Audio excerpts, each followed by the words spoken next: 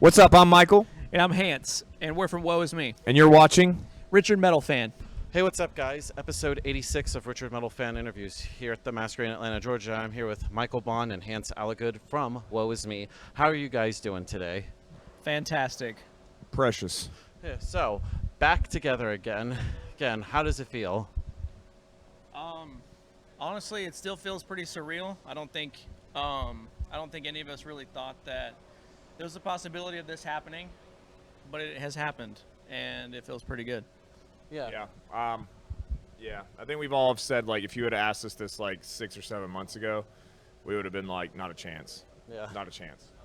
Yeah, and this is also exclusive. This is the first interview since getting back together. Figured if nobody else was going to do it, I'll do it. There we go. You got it. Do it. This is the first one. Yeah. I'm pretty sure the first question everybody's been asking is, what made you guys decide to come back? So really, last weekend we played a festival in Dallas called Monster Mosh, and one of the guys putting it together, my friend or our friend Kendrick, hit me up and was like, "Hey, what are the chances Woe Is Me will get together to do this festival?" And I was like, "None, honestly." And he was like, "No, seriously, like be serious with me." He was like, "We are 100% serious about this. We think it could be really cool." And I said, "Okay, well let me get on the phone with a few of the guys and just kind of see where everybody's head's at." And yeah, so then I called Michael and Kevin, and I don't know, what was y'all's initial reaction? Well, at first I was like, you can't be serious. I was like, I just didn't think, because some of these guys, you know, we haven't talked to. Like, it really has been, like, years and years since we've even talked to. I didn't even know what the hell Andrew was up to, or, you know, like hadn't talked or seen some of these guys in years and everything. So I was like, I don't know, like, I don't even have some of their numbers, you know? So I was like, this is definitely something that I don't know, I just didn't see happening, and Hance was like, no, like same thing, like he's like, they're serious, they want to send a legit offer. What do you think? Do you think we could get everybody to be on board? And so we kind of split it up. Hance is like, I'm gonna call this person, and I was like, I'll call this person and this person, or whatever. You know, like we kind of just like split it up. We just split it down the middle. We're like, all right, I'll call blah blah blah blah blah blah, and you call blah blah blah blah blah. So we just made the calls, and surprisingly, everybody was like, oh wow, like. I think everybody was shocked, but everybody was like, damn, like, okay, like, I think this could be cool. Like, surprisingly, it was fairly easy. Everybody said yes pretty quickly. Yeah. And I know it was also your first time playing live since Warped Tour 2013, so how does that feel to be back almost over 9 years later? Honestly, it's like, I don't think it really hit any of us that we were playing the show until probably 5 minutes before. Mm-hmm. And so, so the Warped Tour 2013 lineup was different. So our lineup right now is the same lineup we had when the song Vengeance was released. So it had been even longer since like this particular group of us had been together. But I gotta say, man, we got up there and it honestly just kind of felt like old times. Minus the fact that we're all in our 30s and but we have arthritis now. Yeah. Arthritis, aching backs. But no, in all seriousness, it was honestly like as soon as we got up there, it like I said, it just felt like old times, man. That same rush of adrenaline, that same like just passion for the music and getting to see everybody singing along was honestly, after a decade, was phenomenal. One thing to like real quick, go back to when we got the actual offer itself. That kind of hit me like really hard, and I was like, we have an offer in 2022 to play a show as well as me. It's like I never thought I would see that. Like, so when Hance sent over, he's like, all right, so we got the offer, and Hance sent it over.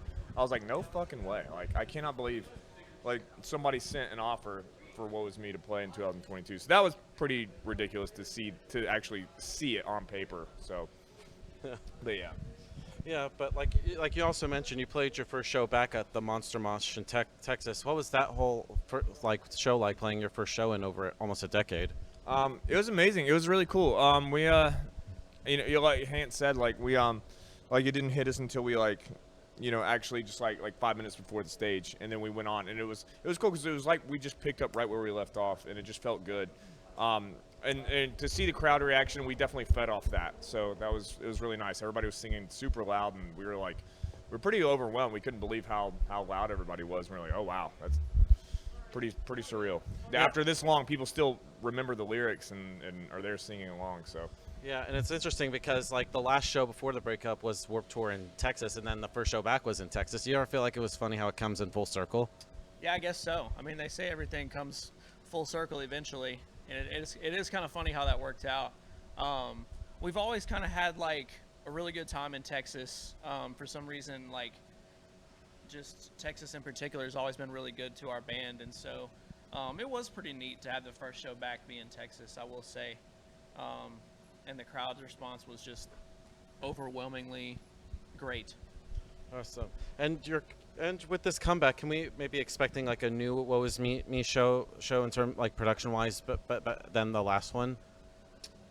I definitely think so. I mean, you know, we after we play this show in Atlanta, we're gonna take some time off to kind of to get to writing and everything like that. But just like what you'll see tonight, I think is just a more Kind of just us playing the bangers. Yeah. We kind of put it together. We want to just kind of give people like the songs that they kind of like, where we think that they want to hear, you know. So like we don't really do any like, we don't need really bring out like deep dives of our tracks. So all the tracks that we're playing tonight are like probably the most popular ones. So Right. we just wanted to like come out swinging, you know. Yeah. Yeah. Just like a more mature, older and polished. Yeah. But like Michael said, just kind of the heavy hitters, I would say. Yeah, and of course you're also obviously like we said, we're playing a hometown show in Atlanta tonight. Like, do you have like, of course being this is your hometown. Do you have like great memories when playing at like the Masquerade or like probably Lakewood for Warped Tours and stuff? Definitely. Definitely the old Masquerade. So the Masquerade's old location back on 695 North Avenue. North Avenue. Rest in peace. R.I.P. We played there several times, you know, and also got to see a lot of our favorite bands at that venue. So it's definitely different being here at the new location. Not that it's bad or anything like that, but I think a lot of our memories are tied to the old one, and so it'll be cool though to kind of, you know, create new memories at the new location, and definitely. And they just finished renovating Hell, and it looks great. Yeah, they made it a little bit bigger and have nicer bathrooms. I was here a couple weeks ago seeing Shadow of Intent, and it was fucking great. Yeah. So the fact that the Masquerade like had us back at the new location is definitely sick. All right, and of course this is pretty much the first time the sort of like the Warped Tour kind of like metalcore scene is being reintroduced to Woe Is Me. Has that sort of like been like a response, like the fans when you all get back together? It's, you know what's funny is like I've had a couple people message us going, I just now checked you guys out. I've never heard of you or listened to you, but just through like people talking and everything and like their response, like people like started like checking us out again, and it's like it's kind of weird, like people saying like, hey, I just found out about you guys, and I'm like, that's sick, that's cool, you know, like, so it's cooler now that we're back. Like it's cool to see that we're actually like gaining some new fans, which is weird, you know. Yeah, and I agree, because especially with like how the scene's evolved, like especially when you guys first came up, there was like you guys, Asking Alexandria, we came as Romans, but now I feel like newer bands like Fifth Bird King and I Prevail are sort of killing it. Do you ever notice like a great an evolution within the scene over the years? Yeah, and it's cool. Well, you know what's funny is that like a lot of these bands are like, you know, like they go through like little cycles, you know, like they'll kind of like not in like a bad way, but like they'll kind of like die down for a little bit and then they'll come back out and then just revamp. Like it's like you know, like it's cool to see some of these bands that were like massive 10 years ago, like they kind of like died down a little bit, and then now they're coming back out swinging and everything. It's like full circle, you know. Like there's a lot of bands that are like that, and that are kind of like just killing it right now, that were like massive like 10, 12 years ago, and then now here they are, they're coming back around and they're like killing it again, you know. And I'm also curious, because not to pigeonhole you guys, because you guys are kind of labeled as metalcore.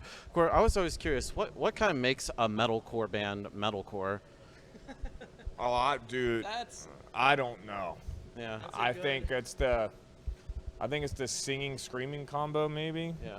Yeah. Definitely the singing screaming combo, but I don't know. Like, Yeah. I've Yeah.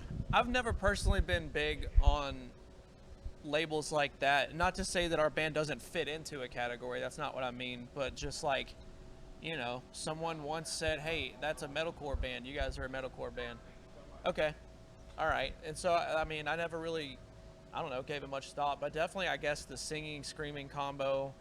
I don't know. Maybe that's a good question for the people watching the interview to answer. What makes a metalcore band metalcore? Yeah, because I know a friend of mine does some interviews asking like what makes a metalcore band metalcore, and people say it's singing and band music with singing and screaming. So would you call like Opeth metalcore or Fear Factory metalcore? Like, no. I don't know. We're all like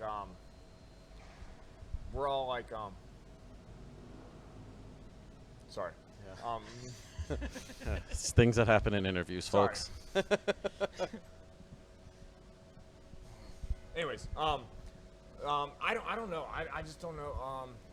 I don't know if that's a question for. I mean, I can answer it as best as I can, but I don't know if I'm the best person to. Because I don't like labeling things like as genre. Because I just want to be able to. It's like naming a species of plants. Yeah, I just want to be able to like. I don't like there to be like a ceiling, you know. Like I just want there to like. I want there to be like us to do whatever we want. You know, I don't want to be like you said, like pigeonholed into one category or anything like that. But it's like if we want to write some lighter shit, we can. If we want to write some heavier shit, we can. You know. Right. So. Right, and I'm almost curious, kind of like talking about like songwriting, because being as you two are singers, singers, because I noticed your lyrics have very heaviness and also very like uplifting, positive. So, what inspires you all to write lyrics?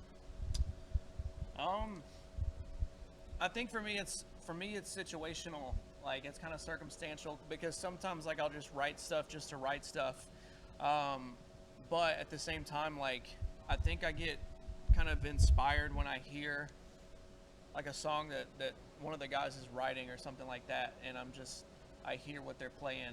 I'm like, okay. Yeah, like even like the instrumentals would kind of give you a mood. Well, they'll kind of like if somebody starts working on a song, like the instrumentals, like you can hear it and go, okay, I know the mood, or I know the tone, or like what I kind of want to write about for this song, and that'll kind of like set the tone, set the mood for like what you want to write about. Like you just based off instrumentals, it gives you like a vibe to go off of, you know, if that makes sense. But all right. Yeah, and seeing as you two like sing together, do you also have to be almost like on the same page, like emotionally? Because there's a lot of bands that have singing and screaming, like We Came as Romans, Miss May I. When it comes to having like two vocalists, how do you determine like who sings what? Rock, paper, scissors. yeah, Best 2 out of 3. yeah, exactly. No, I think at least with the songs that the band has released in the past, like. It's not to say it's obvious where singing versus screaming should go, but it's definitely like a group effort on placement for vocal parts and, you know, should this part have singing or screaming. But again, I think that just kind of goes back to making sure that everyone is kind of like on the same wavelength as far as what are we aiming for.